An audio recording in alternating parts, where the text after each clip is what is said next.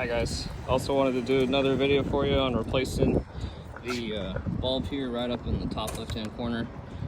Mine went out on the driver's side, but it basically pops out the same way, just the opposite way on the driver's side. So for this side, you just pop it to the left like that, and then it just slides right out, and then you put your new bulb in. I already put my new bulb in, and the ones that I ended up going with are here.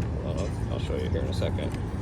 But to put them back in, you just twist it right back like that, and then they're good, as you see.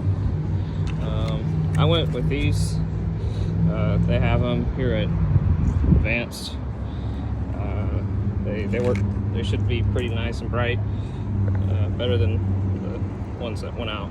So, and then on the driver's side, you just pop it like that. Wait, hold on. Yeah, no, you just also pop it to the left, and then they just slide right out like that. So, if your bulbs go out on your S Type and you're trying to figure out how to put it back or where to get the bulbs, I already did kind of that hard part for you, and got it back, got them. So, all right guys.